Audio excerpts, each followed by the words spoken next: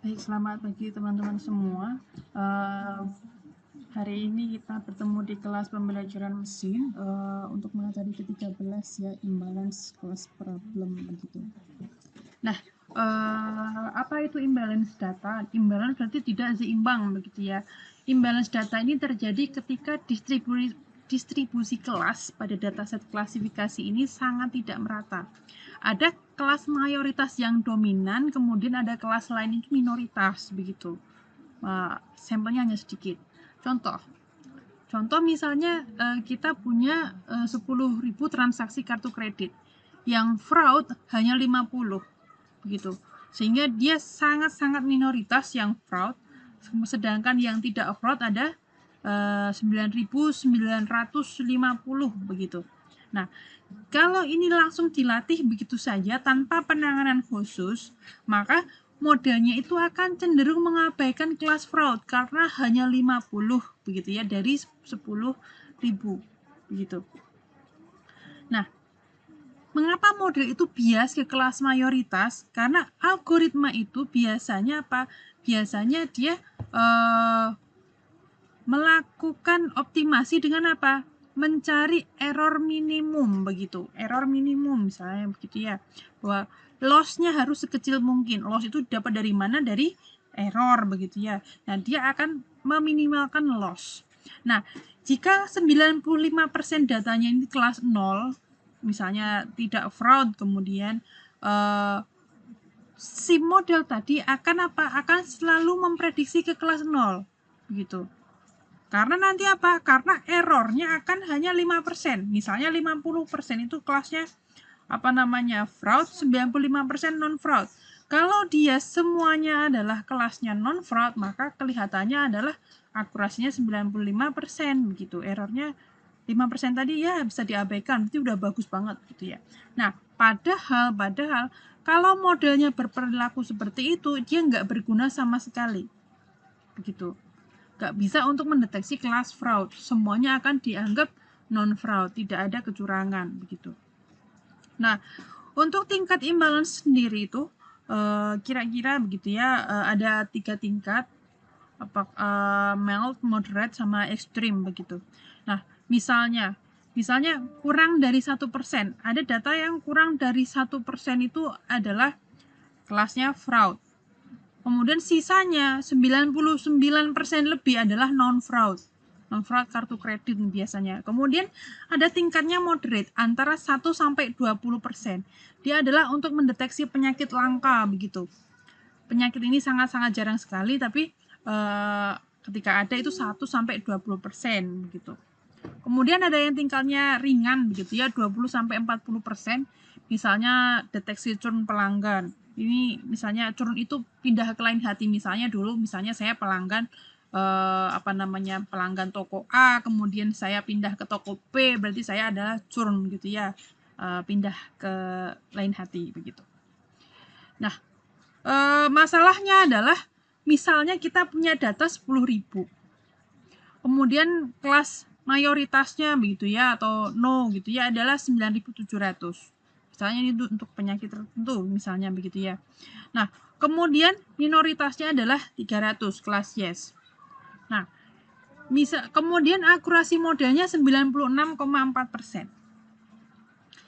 Dari sini akan terlihat baik, hanya saja ketika kita cek ke confusion matrix-nya, sebenarnya bagaimana sih? Nah, misalnya kita perhatikan di sini, kelas yes atau kelas kelas 1 gitu ya, yang diprediksi sebagai kelas 1 juga begitu ya, ada 90. Sementara yang salah diprediksi begitu ya, sebagai false negatif ada 210 dari 300. 300 itu yang benar 90, yang 210 salah. Kemudian di kelas mayoritas gitu ya, kelas no, dia yang benar diprediksi ada 9.560, kemudian yang salah diprediksi ada 140. Ini proporsinya cukup kecil jika dibandingkan dengan 9.700 begitu ya. Sementara di sini hanya 300, yang benar cuma segini. Nah, dari 300 kasus yes tadi gitu ya, model itu hanya benar mengenali 90 atau 30%-nya saja. Kita nggak lihat jumlahnya, tapi kita lihat apa persentasenya. Nah, akurasinya tetap bagus, 96,4%. Karena apa? Karena kelas no-nya dominan, kelas 0 atau no-nya dominan. Nah, sehingga bisa dikatakan sebenarnya model ini gagal di tugas utamanya, suruh memprediksi kelas yes, tapi dia hanya menemukan kebanyakan adalah no. Dia cuma bisa apa? Menemukan kelas yes sebesar 30% benarnya. Berarti cukup rendah begitu ya. Nah,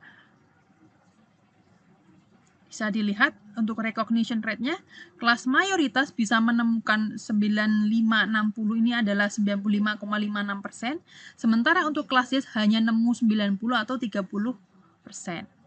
Gitu. Nah, ini yang harus kita perhatikan, tidak hanya sekedar melihat akurasi. Nah, kemudian dengan kasus-kasus yang seperti itu tadi, kita perlu metrik yang tepat untuk data imbalance begitu. Nah, kita pakai metrik yang lebih informatif dari sekedar akurasi supaya adil evaluasinya begitu ya. Misalnya precision.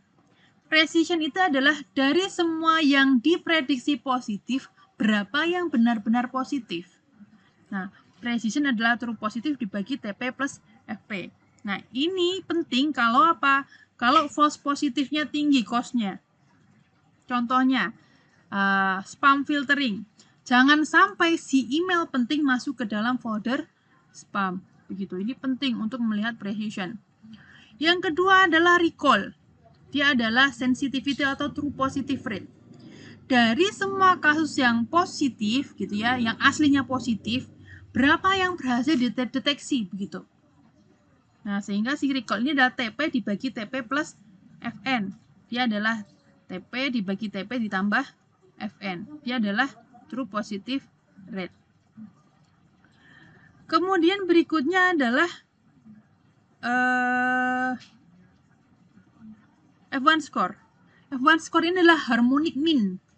Rata-rata begitu ya, rata-rata harmonik dari precision dan recall. Dia adalah gabungan dari precision dan recall. Dia lebih representatif dari akurasi untuk data imbalance. Biasanya yang paling sering adalah digunakan adalah F1 score. Dia rumusnya adalah 2 kali precision dan kali recall dibagi precision plus recall. Kemudian metrik lain adalah ROC-AOC gitu ya, area under curve gitu. Nah, dia mengukur kemampuan model untuk membedakan antar kelas secara keseluruhan. Kalau nilainya dekat dengan satu, dia akan sangat baik begitu. Nah, untuk mengatasi imbalance data itu bagaimana? Caranya adalah yang pertama adalah resampling. Resampling contohnya undersampling. Undersampling itu bagaimana? Undersampling berarti mengikuti yang bawah. Yang bawah berarti yang minoritas. Mengurangi jumlah sampel kelas mayoritas sehingga apa? Seimbang dengan kelas minoritas. Kalau yang awalnya mayoritasnya 9.700, kemudian minoritasnya hanya 300 begitu ya. Setelah di undersampling, mayoritas ini juga mengikuti yang minoritas. Hanya diambil 300 secara acak begitu. Tapi dia ada resikonya. Resikonya adalah kehilangan informasi penting dari data yang dibuang. Tapi ini akan cocok kalau datanya itu sangat-sangat besar begitu ya, membebani komputasi, kemudian mungkin diambil aja sekian persennya, misalnya memang mau diseimbangkan dan memang itu oke gitu, representatif begitu ya. Nah, sehingga apa? Sehingga dia cukup representatif. Nah, yang kedua adalah oversampling. Oversampling, over berarti melebihkan. Berarti apa? Kalau tadi undersampling itu dikurangi sehingga sama dengan minoritas, kalau oversampling dia apa? Diduplikasi atau disintesis gitu ya. Disintetis begitu ya, dibikin bagaimana caranya dia supaya jumlahnya sama dengan kelas mayoritas. Menambahkan jumlah sampel kelas minoritas. Nambahin sampel aja, bukan menambah dataset. Ini ada pakai dataset entah dari duplikasi atau dari sintetis. Misalnya, random oversampling. Random oversampling berarti diduplikasi. Maksudnya diduplikasi bagaimana? Bayangkan teman-teman dari 300 sampel tadi, teman-teman bisa bisa duplikasi begitu sampai jumlahnya 9.700 sehingga sama antara apa? Jumlah data training dan testing begitu. Nah, misalnya tadi kita punya kelas positif begitu ya. Misalnya kelas 0-nya ada 9.700, kemudian kelas 1-nya ada 300. Nah, 300 ini diduplikasi begitu ya sampai apa? Sampai 9.700. Dengan apa? Random over sampling. Sehingga nanti apa? Ini versus ini begitu. Tapi ingat, ini hanya dilakukan di data training saja. Nanti kita akan bahas itu. Tidak boleh melakukan ini di seluruh dataset. Misalnya kita bagi dulu train test begitu ya. Setelah training dan testing dibagi, baru di oversampling, undersampling dan seterusnya begitu. Nah, kemudian pendekatan yang kedua adalah pakai cara sintetis gitu ya. Nggak sekedar diduplikasi, tapi apa? Diproyeksikan atau disintetiskan begitu. Nah, keunggulannya si Semote ini menghasilkan data baru yang realistis nih, tidak hanya sekedar copy begitu. Ini yang akan kita pelajari hari ini. Nah, kemudian untuk evaluasinya juga harus diubah ketika kita menggunakan dataset yang imbalance begitu ya. Ganti yang awalnya hanya akurasi, bisa teman-teman pertimbangan F1 score, ROC, AUC atau G-min dan sebagainya yang lebih apa? Lebih sensitif terhadap kelas yang tidak seimbang di dalam dataset. Nah, kemudian teman-teman juga bisa menggunakan algoritma yang tepat begitu ya, yang lebih robust terhadap imbalance data. Robust itu apa? Robust itu kayak strong gitu ya, kuat gitu ya. Kuat menahan cobaan, dia adalah robust. Nah, decision tree misalnya, yang tidak terlalu terpengaruh oleh imbalance. Kemudian random forest, XGBoost, kemudian penalized SVM gitu ya. Dia penalisasi yang dia akan ngotak-atik bobot dan sebagainya. Kemudian balance picking dan seterusnya. Kemudian memberikan bobot penalti lebih besar kepada kesalahan klasifikasi kelas minoritas. Nah, ini sebagian besar framework machine learning menyediakan parameter class weight, ini balance gitu ya. Nah, dia akan apa? Dia akan ngotak-atik loss-nya supaya apa? Supaya memang datanya tidak nambah begitu ya. Tapi dia secara bobot akan diotak-atik supaya apa? Supaya seimbang. Nah, ini akan kita bahas hari ini atau SMOTE, Synthetic Minority Oversampling Technique. Dia dikembangkan oleh Nitesh Chawla et al. Tahun 2002.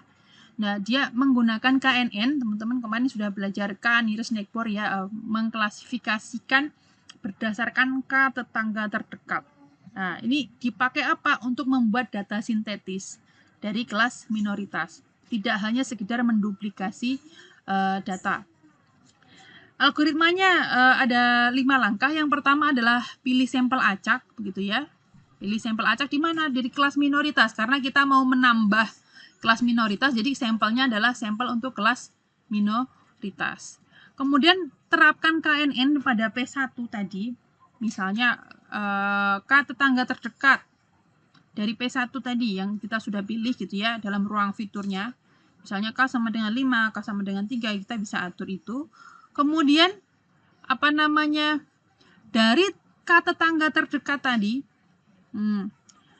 dari 5 tetangga terdekat misalnya ya, ada 5 tetangga nih, misalnya P1 titik pertama nih, kemudian ada 5 tetangga gitu ya. Nah, kemudian ini misalnya di sini P1, kemudian ambil sembarang, misalnya dari 5 tetangga terdekat, misalnya saya ambil P2 yang di sebelah sini. Nah, sekarang di satu di sini P2. Nah, kemudian ini diinterpolasi buat data baru P1 aksen. Akan ada data baru antara apa? Antara P1 dan P2. Diinterpolasi bahwa P1 aksen atau P1 yang baru gitu ya, duplikasi ini bukan duplikasi ya, interpolasi adalah P1 ditambah apa? Random, angka random antara 0 sampai 1 dikalikan P2 min P1.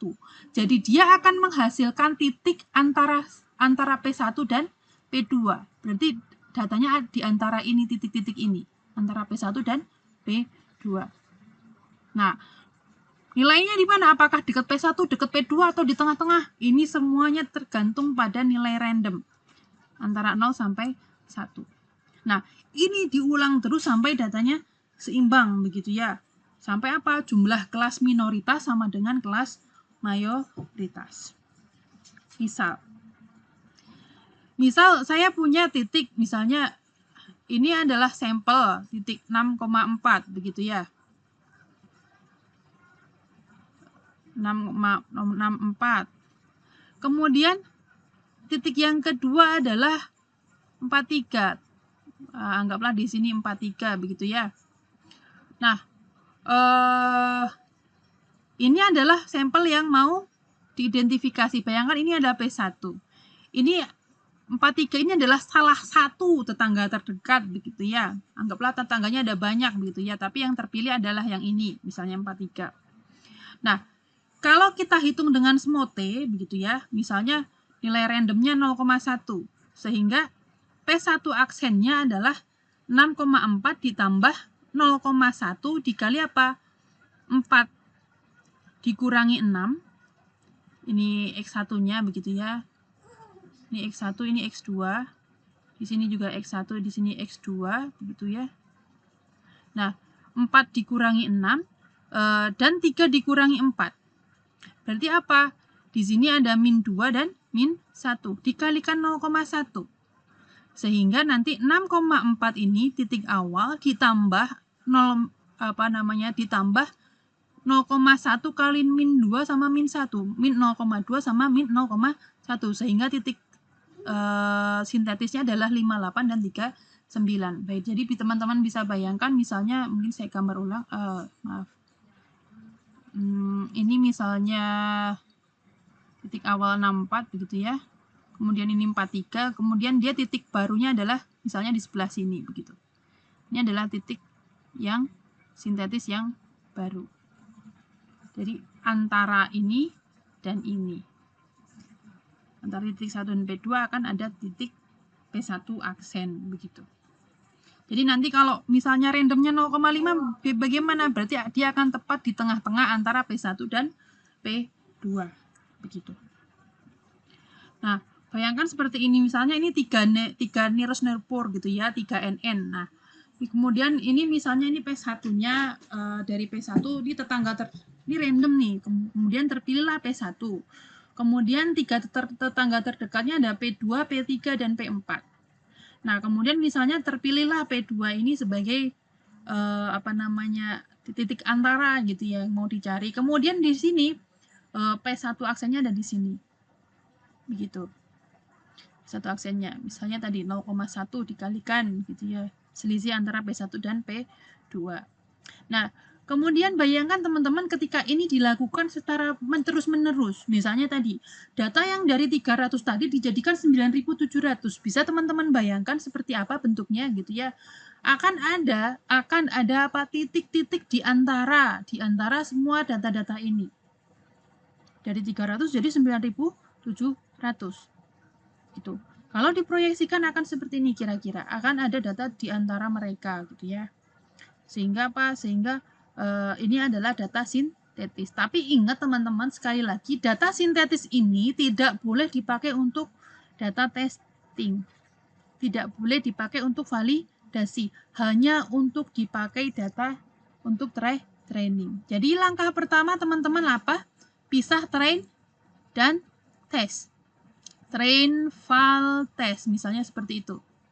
Nah, kemudian di data training ini, teman-teman bisa lakukan ini tadi. Apakah pakai oversampling, apakah undersampling, dan sebagainya. Nah, terutama oversampling gitu ya, bahaya banget kalau teman-teman oversampling dari dataset awal begitu. Ini dilakukan setelah di split. Misalnya setelah data training kita pakaikan smote. Nah, kemudian data training misalnya teman-teman bagi misalnya awalnya ada kelas 0-nya ada 100, kelas 1-nya misalnya hanya 5 begitu ya. Nah, kemudian setelah di smote ini menjadi 100. Ini tapi untuk khusus data training saja begitu. Sehingga nanti seimbang, kelas 0-nya 100, kelas 1 juga 100. Dipakai training, kemudian divalidasi dan testing. File dan tes tidak disemote. Nah, varian semote sendiri ada apa aja? Ada semote, ada semote NC, borderline semote, sim semote, ada juga yang pakai adasin. Nanti teman-teman bisa cek begitu ya, bedanya apa. Oke, mungkin sekian kelas hari ini. Selamat pagi semuanya. Assalamualaikum warahmatullahi wabarakatuh.